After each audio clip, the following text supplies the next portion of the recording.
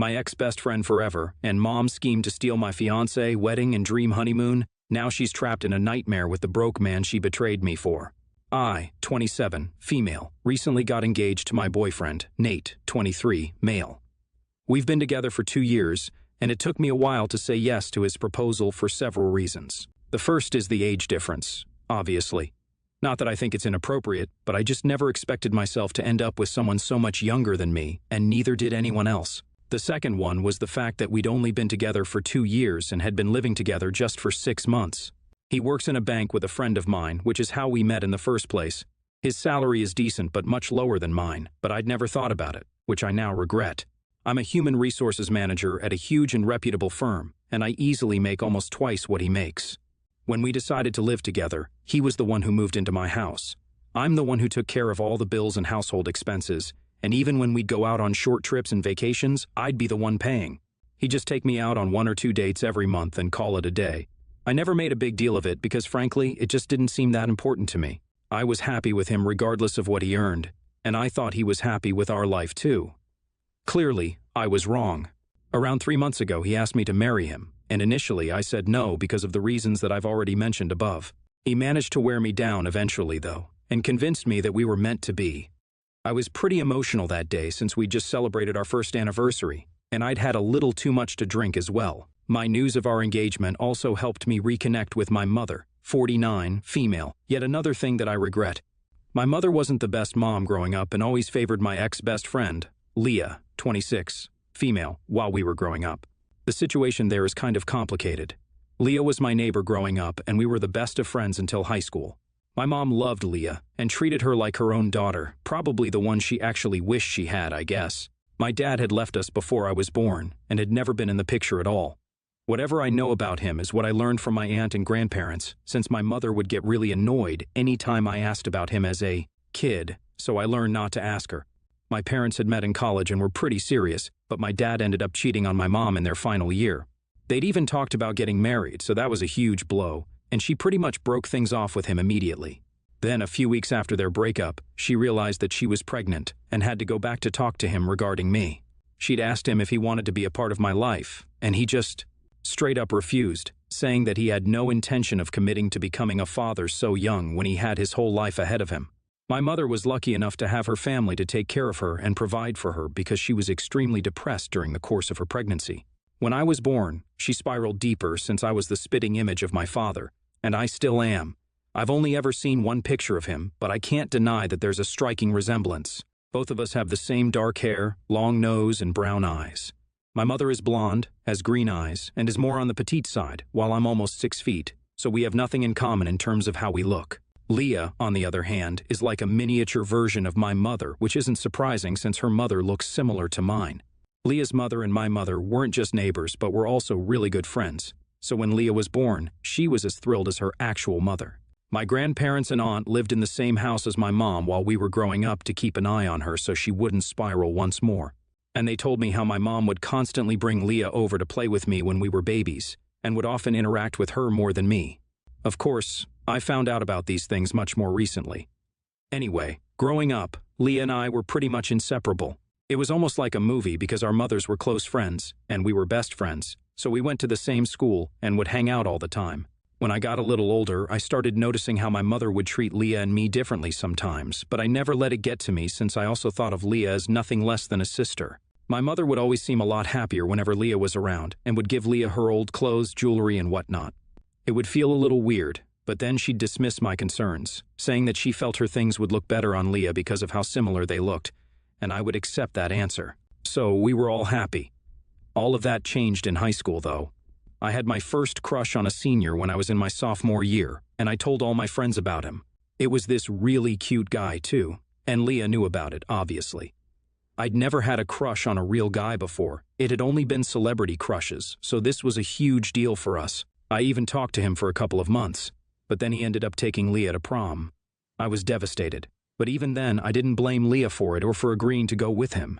He was a cute senior, and he'd supposedly asked her out, so why would she say no? It wasn't until months later that I happened to be speaking to that senior as a friend, and he revealed to me that it had been Leah who'd been asking him out for months before he'd finally agreed to take her with him to prom. According to him, she started asking him out around the same time that I told her about my crush, so that came as a huge shock to me. I confronted her about it later on, and she denied it vehemently and managed to convince me that it was he who had been lying to me. So I stopped talking to that guy because that's how much I trusted Leah. And then, just 2 months after that, I found her making out with my boyfriend in my room at my birthday party. We got into a huge fight, and she eventually snapped and said that she was glad that she'd taken my boyfriend because he deserved better, and she definitely was better than me.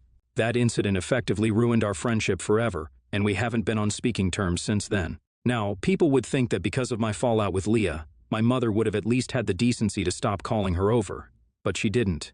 When I saw her in my house, sitting on my couch and chatting with my mom like nothing had happened just a week after the incident, I confronted my mother about it.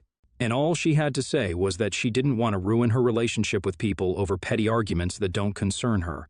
I was shocked, and we ended up getting into several fights about this, but my mother never seemed to care. Of course, she denied it whenever I accused her of caring about Leah more than her own daughter. But it was very obvious to me who she liked better. So as soon as I got a job and had enough money saved up, I moved out and haven't looked back since. My mom and I still talk sometimes, but it's more of an obligation than something I truly want to do. There was just a lot of bitterness and resentment that I felt towards her, and even though my engagement had brought us closer, she betrayed me once more for Leah's sake again, and that was the last straw for me. A few weeks after our engagement, I began to feel that Nate was being distant but didn't pay much mind to it because I just chalked it up to nerves. Never in 1,000 years could I imagine that he'd be cheating on me, at least not back then, and with Leah, of all people, who hasn't been a part of my life since high school.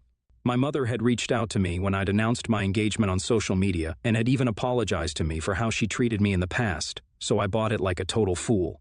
She was a part of everything that I'd planned since she'd said that she wanted to play an active role in the wedding, so she, along with my bridesmaids, had all been there for the entire process of planning the wedding. She knew everything, right from the colors to the flowers.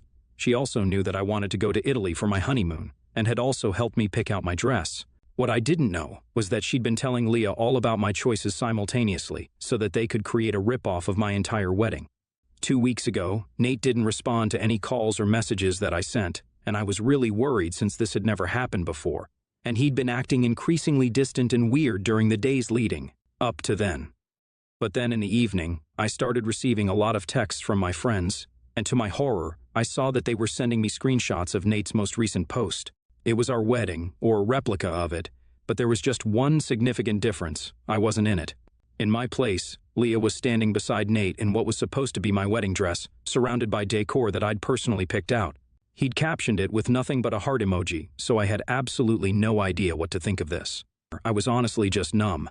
I tried to get through to him several times, ignoring all the texts and calls that I received from my friends, but he was still unresponsive. After an hour or so, reality finally sunk in and I was shattered. He really had gotten married to Leah, and I accepted that this wasn't just some prank. I didn't even need to call my mother to ask if this was her doing. I could just feel it. Nobody else in my circle would be cruel or stupid enough to do something like this. I didn't know exactly how this had happened, but I knew for a fact that my mother definitely had a huge role to play in this, and Nate confirmed that for me in his breakup message that he sent me the next morning, very graciously explaining his side of the story through text. He told me that a few weeks after our engagement, my mother herself had texted him and told him that I wasn't the right woman for him and she had someone better in mind. Out of curiosity, he agreed to a date, and it turned out to be Leah. He knew about our history, but that didn't stop him from continuing to see her over the next few weeks. He said that he fell for her during the course of these past few weeks that he spent with her, and getting married before I found out was Leah's and my mother's idea. In fact, they'd been the ones to arrange all of it, which wasn't surprising to me at all. I'm sure that my mother and Leah paid for most of it since Nate definitely couldn't afford a wedding like that, given his salary. Anyway, he ended his text by telling me that he and Leah were leaving for Italy on the day that our wedding was supposed to be, and requested me not to bother him ever again. I don't know why he was afraid of that happening, since I'd already made up my mind to never ever contact any of these 3 people again. Not after something so twisted like this. But yesterday, 3 days after the day that they left for Italy, my mother called me up, and she was furious. She had to use a friend's phone since I'd blocked her number, and that made her even more mad. She accused me of sabotaging Leah's life on purpose by showing off my relationship with Nate and making it seem like we lived a glamorous lifestyle so that she'd want him, but in reality, he had no money of his own and lived off of my salary. So, my mother and Leah had just assumed that it was Nate's money that paid for our lifestyle and not mine since they didn't know much about me. And in Italy, Leah had discovered that Nate didn't really earn that much and would be heavily reliant on whoever he had married, which is also the reason why he started dating me in the first place, for the money. I know that now, even though he wouldn't ever admit to it. But anyway, my mother was livid and said that I'd set them up. So I just laughed at her and congratulated her on her real daughter's wedding before hanging up because none of this was my problem anymore. In fact, I owed them big time for taking Nate away, or else I might have ended up paying for him my entire life and remained blissfully unaware of how disloyal he was. My mother and Leah helped me see the truth, so I'm thankful for that. She's been trying to text me from various accounts, accusing me of ruining Leah's life out of jealousy. But I'm not sure how that's going to help their situation now. So, anyway, am I the asshole for not making it known to my mother that my fiancé lived off of my salary? Update 1. So, it's been a week since my post here, and the situation has taken a really weird turn, at least for me. Last night, Nate came back to my apartment, and I thought that he'd just come to take back his things, but as soon as I opened the door for him to enter, he fell to his knees and started crying, which was just really pathetic. I told him as kindly as I could that this wasn't going to help anyone, and the damage had already been done, so it would be best for him to just collect his effects and leave. But he refused to go away unless I talked to him and gave him at least one chance to explain himself. He wouldn't even leave when I threatened to call the cops, so I knew that there was no way to get rid of him unless I heard him out, although I'm not sure how his explanation was going to make anything better. We sat down, and he told me that he was extremely apologetic for what he'd done to me and that his little getaway with Leah had made him realize how good he has it with me. This is obviously just the most idiotic thing to say because I was the one paying for everything, so no wonder he found it easier to be with me rather than someone who wanted him to be paying for stuff. I don't even know how they decided to get married without even knowing each other's financial status. He apologized some more for cheating on me and promised me that it wouldn't happen again, as if I'd even give him the chance to do it again. After his apology, I told him to take his belongings and get out, and he had the audacity to act surprised. I told him that I'd only agreed to hear his side of the story so that he'd leave me alone, and now that that was done, he needed to go. So, once more, he started crying and begging for me to take him back, but this time, I actually picked up my phone and said that I really would call the cops now if he didn't go away, so he left. But he was still crying and asking me to take him back even while he was leaving. Now, coming to the weirdest part of all this, my mother had texted me non-stop and accused me of ruining Leah's life a few days back, but then she'd stopped abruptly within a day. A few hours after Nate's visit last night, my mother started texting me again, and this time she wasn't being accusatory but was actually apologizing to me. I have no idea what's happening, to be honest, because now, out of the blue, both of these people are coming up to me and apologizing, which is just so weird to me. The only thing weirder than this would be if even Leah texted me and apologized. I have no idea what's happening, but I can feel that there's something off about this whole thing. Update 2.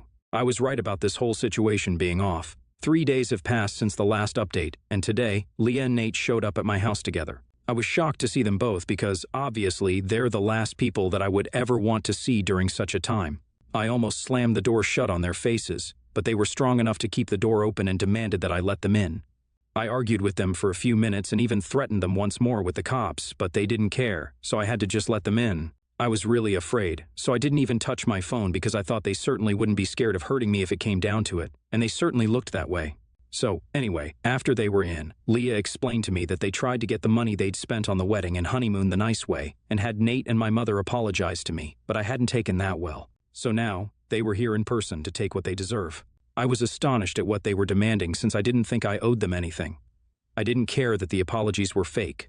Obviously, they were in cahoots with each other and were planning to extort money from me eventually with their fake apologies. They planned to say that they were sorry just to pacify me, and I'd eventually just take them all back. But that didn't work because, unfortunately, I'm not as stupid and soft as they think I am and didn't fall for it. So they were now planning to intimidate me into giving them the money that they'd spent on everything.